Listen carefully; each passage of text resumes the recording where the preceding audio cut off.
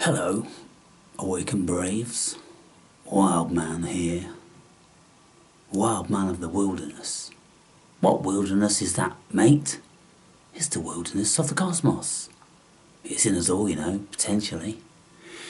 Out of all, I think I got about 500 hits on the first video I put up. And not a single person ever asked, what's all this stuff going on that staff? Not a single person. Don't you think that's curious? Why didn't you ever ask? Aren't you curious about what all this stuff means? You must be under the assumption that it means something. Because the awakened brave ain't going to these lengths because he doesn't mean anything, is he? And when I carry this staff around, everybody comments on it as being a stick. Oh, come on, people. How many movies have there been where wizards are carrying a staff? It's not a stick. A stick. I was once come upon in a region of the out-of-bounds territories in these national parks that I go. Of course, I'm in them every single time I go up there. But a couple of gamekeepers came upon me and started their banter of, you shouldn't be in here, and all that. And so, of course, they went away under my spell. But in the interim, I said to both of them, I said, do you know what this is? And one of them replied, it's a dead stick. I said, you'd like it to be, but I know it's more. And anyway, he didn't get what he wanted, was to have me come under his jurisdiction and leave that forbidden territory. I said, this territory belongs to me. It belongs to the British people, the people of this country. It was donated to us. You know that, and I know that. And now, you and your organisation and institution are starting to tell us where we can and can't go in it. Well, that wasn't ever stipulated by the people that gave it to us. And so it's an invention of yours. And I will say, look, I get where you're coming from. Because I don't want the general public here either. But I'm not the general public. I have a spiritual relationship with this land. And you're never going to stop me from coming on it. I don't leave anything that I shouldn't leave here. And I say that I don't take anything. But of course I always do take something. I take fungi, I take leaves, I take bits of bark, I take stones. But there's plenty of that stuff all around there. But I have the greatest respect for certain parts of land, and in this region there's ancient land, people. Very, very spiritually endowed land. And so I make an appropriate staff. And when I walk within these lands, it means something. And there's a connection to it. So first and foremost, of course, is the skull, which is a representation of that we don't live forever. And so always remember our mortality and live accordingly. Most people, they see that, oh, I'm scared of that, because they're scared of death. Why are they scared of death? Because they don't understand it. Like anything, really. So, next, this staff is a piece of silver birch, and that's why it has a lot of knots in it, and it's very beautiful because it's typical, symmetry of nature. One here, one there, one there, one there, one there, one there, and it progressively goes up, and so the snake winds all around it beautifully. And so the staff then is the staff of Asclepius. And Asclepius is mentioned in Greek mythology, but he's said to have been a real person, and he was probably, even before Hippocrates, involved in healing people. And how the staff of Asclepius came about was that he was renowned for extracting worms out of the bodies of people, and worms that tend to burrow just under the skin. And so what he would do is he would cut a little bit of an incision where the head was, and then the worm would start to work its way out. It couldn't have any choice because it can't go backwards, you see. And so the worms, they're very fragile, and if you pull them and break them, then you get the rotting body in your flesh, which is going to cause infection. So it's extremely important that you get the whole worm out. And so what Asclepius did was, he got a little stick like this, and when the worm was coming out of the flesh, he would wind it around the stick and gently, gently, gently wind it around until he got the whole worm out. And so you see then a worm wrapped around a stick, how it became a serpent wrapped around a staff. And in the old days with hospitals, they used to have snakes on site as an omen to good health, because the snake became an omen of good health. And so you see, this is why. Well, I wouldn't say it is why, I'll say it's one of the reasons why the snake is so paradoxical, like all symbolism is. Now, this is a real skull of a crow, and these are real claws of a crow. Now, crows, ravens, jackdaws, that sort of thing, blackbird, they, in mythology, have been painted black and been painted white, because sometimes they're considered to be luck, and sometimes they're considered to be an omen. And so all this stuff has been going on, various places around the world, different cultures, different times. And so I hang the remnants of one of these birds around this staff to indicate the paradoxical nature of life and the universe.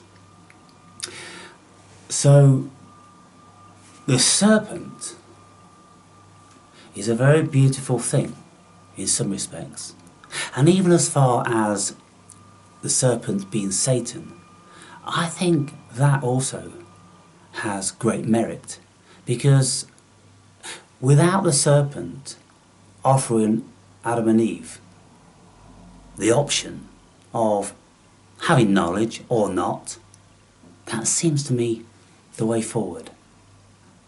I would like to think that I would always like the option of knowledge, and I would take it, rather than live in ignorance under the jurisdiction of who knows what and who. Doesn't make sense to me. Seems to me that the serpent did humanity the world of good. And so I don't believe any of this stuff about Satan is evil and this, that and the other. It's just an interpretation of our minds. Our minds are paradoxical, they are conflictory, and there's a lot of stuff going on within human consciousness. And so then here we have the Caduceus. Now this is the staff with two snakes wrapped around it, which is used by mostly the American medical fraternity, primarily for the corporate fraternity, pharmaceuticals, but also adopted by doctors and the medical fraternity in general. Typical America, they got it wrong. The staff of Asclepius only had one snake going around it, and so maybe they put another one around it to make it more aesthetically pleasing. You know, it's wrong. The staff of Asclepius, if you look it up on the internet, as one snake.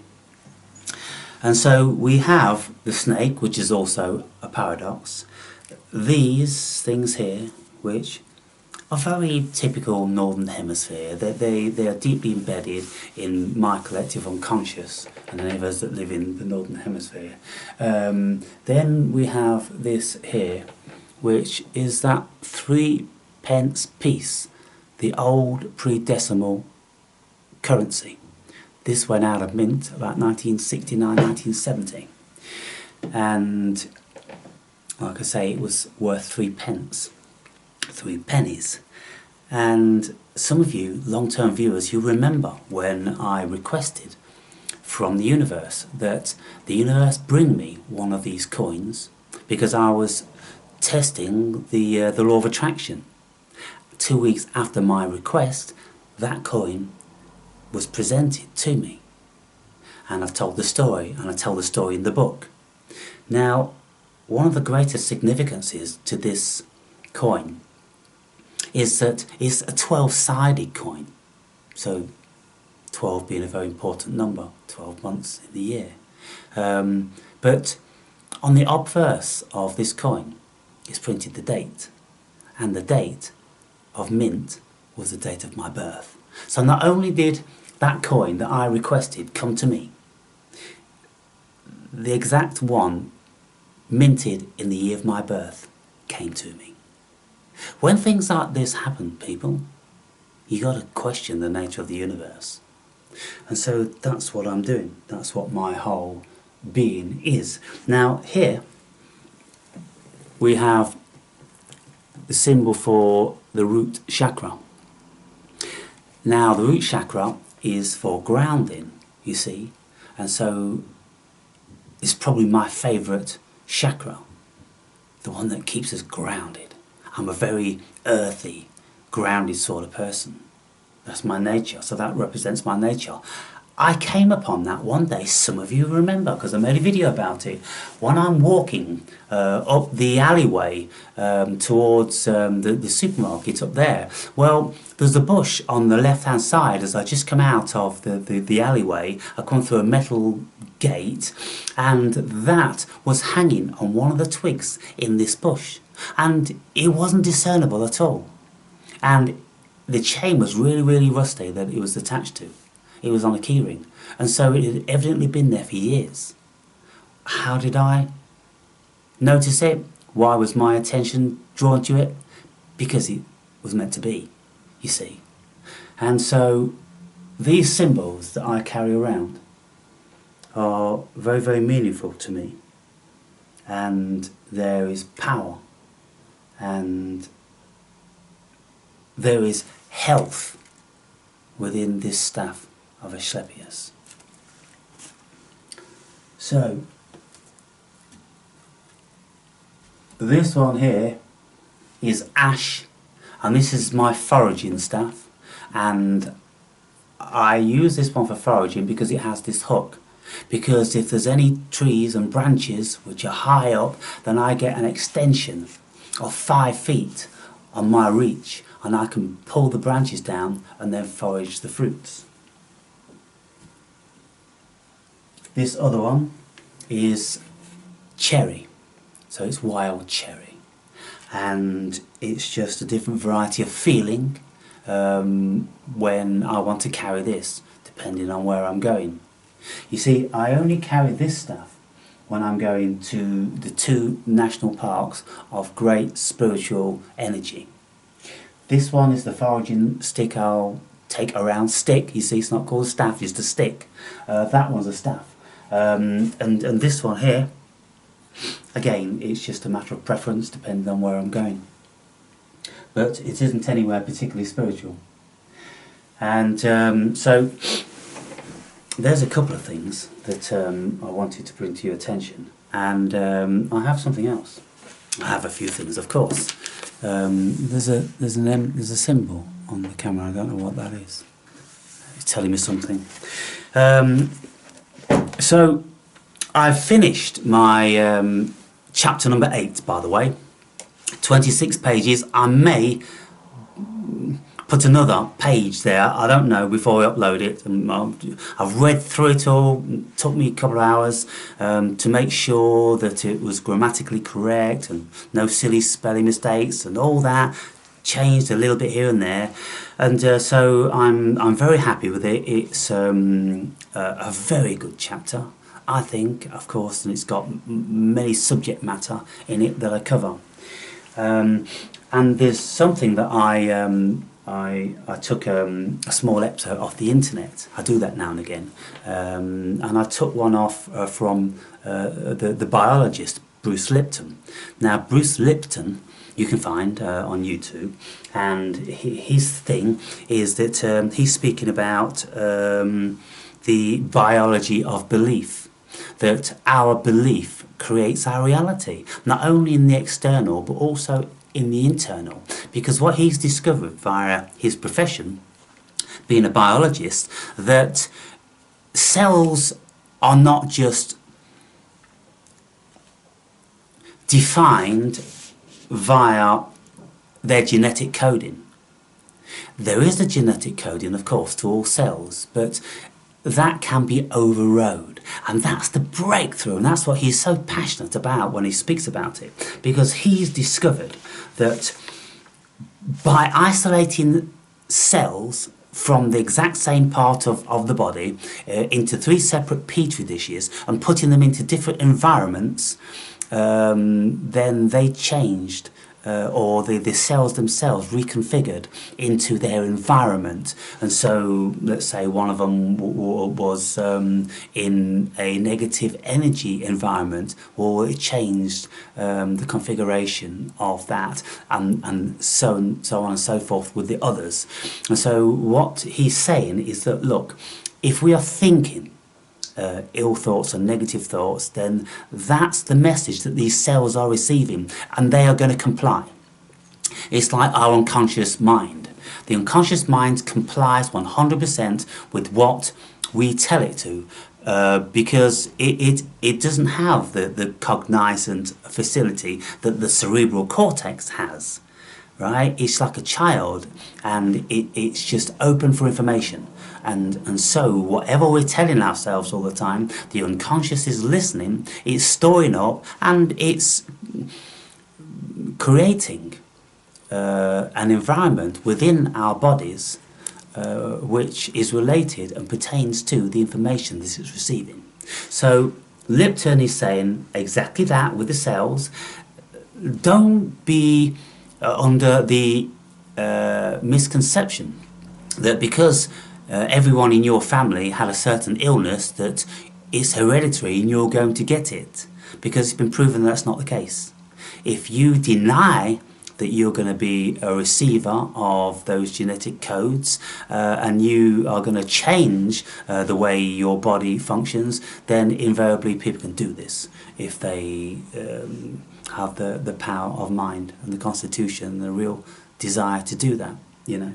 So that's a very special thing, and I included that as a reiteration of what I'm saying, that our mind creates our reality. Now, I was reading this book, which I do, of course, each morning, and there's an excerpt here which I'm going to read and speak about. Now, it says here, all consciousness, energy, and forms evolve from the... let me put the light on, shall I? Let me put the light on. All conscious energy and forms evolve from and exist in God's immanent and transcendent cosmic consciousness. Now, of course, this is very much in the realm of idealism, which I am a great adherent to, the philosophy that everything is within mind and there is no physical world, because quantum physicists tell us this also, but idealism tells us, it elaborates on that, and it says, well, there doesn't have to be a physical world here, and there's no way of us proving that there is, because the physical world is an interpretation of our brains and our senses, you see. And so we could never know whether there's a physical world here or not, because we can't look at it from anything else other than our senses. And our senses interpret that information as being physical and hot and cold relative to what we are. And everything is relative to what we are. And so we have a very, very small slither of potential vision and, you know, hearing and, you know, how we feel the world. It's very, very restricted compared to what's out there. And yet we think there's a world out there. Well, all we need to do is to look at how does a goat see the world? How does a slug see the world? How does a bat see the world? Bats don't see the world. You know, what does a world which a bat lives within look like? Again, can't see it, doesn't look like anything. How does he perceive it? Just building stuff. So the world isn't in any particular way. And just because we're human beings, we don't have the authority to go, the world's like this, the universe is like this because we said so. No, you're being very, very silly billies if that's what you think.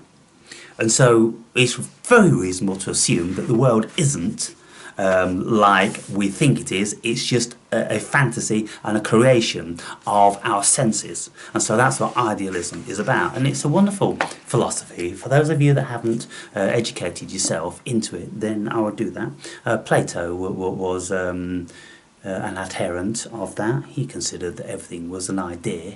It's all ideas, people, because and also René Descartes. There's nothing outside of ideas, people.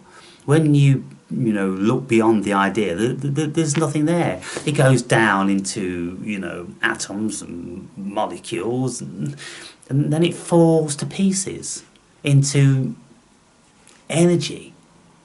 That's all that's going on, you know. So all consciousness, energy and forms evolve from and exist in God's immanent and transcendent cosmic consciousness. So we're all in the mind of God. We exist only because our Creator allots infinitesimal segments of His being to masquerade as a multitude of beings. So we exist because He's broken itself down into a multitude of smaller shards. I've been saying this for years, haven't I? And you know, so it's a beautiful thing when what I've been saying and feel, and of course I've learnt about, is reiterated by somebody from the East, somebody, you know, outside of our culture, somebody from the Eastern culture, you know, from Hinduism or Buddhism or those sort of faiths, how they knew the world, how they interpreted the world. They interpreted the world vastly long before we did in the West. And they knew all these things. And now the West is only just like coming into line or getting up to speed and inventing new terminologies and coining new phrases. But it's the same thing that these people were writing thousands of years ago. The ordinary man thinks of himself as a body whose faculties produce consciousness. Self-realized yogis, to the contrary, know that it is the consciousness and subconsciousness in the brain and spine that sustain and animate the body. They understand how to withdraw life and consciousness into the astral cerebral centers and connect them with the source of all consciousness, God's cosmic consciousness. So what they're saying is that we're receivers. We are receiving God's consciousness and we can channel it, and the yogis, they in their meditations can group, they can bring back all the energies from the body and they can channel them in a certain way which enables them then to enter into what they consider as the epicenter of God consciousness. They can really get into that zone when they enter into this particular vibration, or what was said here, into the astral cerebrospinal centres, the astral cerebrospinal. Man, I don't come across that word every day. Just as ships can be controlled by a distant radio, so God sustains all thought processes and cells in the body by continually sending cosmic consciousness and cosmic energy into them. If we didn't have this cosmic energy in our bodies, which is consciousness, then we'd be no more than slugs. So there is a radio transmitter somewhere transmitting a signal, and we, the transceivers, are picking that signal up because we know not where consciousness derives from. And so for people who have problem with God and all this sort of thing, well, if you knew anything about your so-called science, you would see that that's extremely fallible. And basically all that scientists are saying is what these people are saying. They are just saying it comes out of the cosmos. They are not putting a name to where it is deriving from, which is just ignorant. And it's just empty and vacuous, like their cosmos is. But the cosmos of a spiritually awakened person isn't empty and vacuous. It's full with spirit and love and everything that we are, and more, potentially. Even if one is not conscious of this sustaining power, no one can live without the inner intelligence of subconsciousness, charged with God's consciousness, utilizing the cosmic energy, radioed into the body through the medulla and stored in the protonic center of all bodily cells. During the suspended state of the body, unless the cell and thought radios are tuned in with the dynamo of cosmic consciousness or with the subdynamo of the superconsciously charged consciousness, the cells and bodily functions will be destroyed because the lack of the controlling intelligence. When consciousness departs from the spine and brain in the suspended body, death is instantaneous and decay ensues. So people may assume that the second coming of Christ is just a chip off the old block from the Bible. It's so far flung from that, guys and gals. You just heard a bit of it. I'm struggling to read it. It's dense. It's extremely intellectual and philosophical. It really is the root of the height of human cognition. And I've only got through that much because I can only absorb a few pages a day, maybe 10 pages maximum, because it's too dense. There's too much to think about. You can't just flick through every page. Everything means so much. You gotta get your head around it. What's the magnitude of what is being said here? You know? So, those few things then. What has been reiterated there? We are in receipt of the Spirit of God. And you don't have to believe it, but if you don't believe it, then you are devoid of spirit. And if you are devoid of spirit, then you are devoid of much. Really you are, because then you little different to the minions milling around, empty and vacuous, and know not where they come from or where they're going or what it is that is giving them the spark of life. It makes a massive difference. It's a huge step in evolution when we concede that this is spirit and it's all vastly intelligent. And the way I look at science now, I pity them. I pity their narrow, tiny minds, unless of course they also are in agreement with the intelligence of the universe not just being physical. We're not just physical, but they forget about that. They forget that they don't know nothing about consciousness. It's absurd. It really is.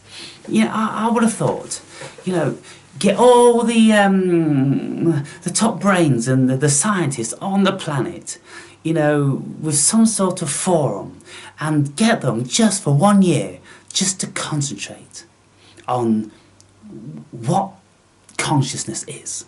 See if they can come up with anything. And they probably can't, because they haven't even come close so far. It's completely embarrassing to them. So they just leave that one out of the equation. Well, it's shocking, isn't it? So these spiritual people, they don't leave it out of the equation. They say it is the equation, and everything else comes out of that. And it makes so much more sense. It really does. Now, I quoted a quote from Blaise Pascal, 1650 philosopher, mathematician, all these sort of things. And he was saying that you'd be best and advised to believe in God, because if there is, then, you know, your belief will get you into heaven. If you don't believe, then maybe that's a prerequisite and you won't get into heaven. But if you do believe in God, then you follow the commandments, then you're probably going to live a better life in any case. But he missed the point. And the point was that, you know, it's not per se that we believe. Some of us know. Some of us know there's a whole lot more going on. And when Carl Jung was asked, did he believe in God? He said, I know. He just laughed and said, I know. And what God is, we don't know. But we know there is something that we can label as God, for want of a better terminology. We know that there is something, and since my awakening, I'm always speaking about it, I've come alive. The whole thing has come alive. You know, the universe is within me. Everything is within me. And of course it is. Because it's our consciousness and our sentience that perceives everything. So everything that's perceivable is perceived within me. And there's probably, you know, a bazillion things that the human facility isn't able to perceive. And with a heightened state of consciousness in another dimension, then more would be perceived. But we do know when we enter into different conscious states via whatever route, then all of a sudden there's just a vast cosmos open up in that region. And so by the time we've opened up this cosmos and that cosmos and the other cosmos, then look at how many cosmoses, you know, we've been acquainted with. And then we're no longer just going to accept what they're telling us in these science books. We're just not. Because all of the things that we've experienced haven't been remotely related to science and their equations, their math, nothing. It's all mind. It's all God. And they can't deal with that. So I'll leave you with those thoughts today, people.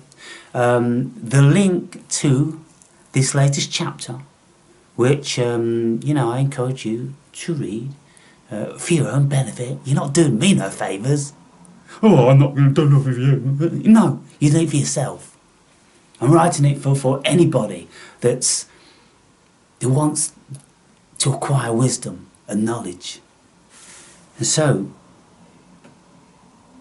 it's an accumulation of how I see the world, how I've seen it, premised on having been privy to entering into lots of other cosmoses.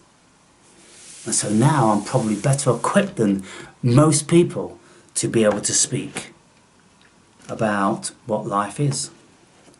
And most certainly, it isn't just dead dogma from these science books. It's a whole lot more. So the link will be in the description, and the other chapters I've put in a couple of other videos, and for those of you that are paying attention and that wanted to read them, then maybe you took note or you just downloaded them. So I don't want to keep mothering you. But if you've forgotten where they are, or you can't find them, then drop me a comment or an email, right? And then the other thing is, those of you who have read some of the chapters, then give me a little bit of feedback if you don't mind. Send me an email. The email is in the About. You go into the About, it looks like it's empty, but then it says email. You have to click on that for my email to drop down, you see. So it's there, and if you want it, then ask and I'll give it. And so tell me what you gleaned, what you felt from reading any of the chapters. Because those of you that have afforded me that privilege, it's been very well received. To know that what I'm writing is intelligible, it's informative, and it's intelligent at the end of the day. Nobody's told me it's a pile of rubbish and they can't even begin to understand it or anything like that, because I'm very articulate at expressing what I want you to receive. I'm not assuming very much when I'm writing.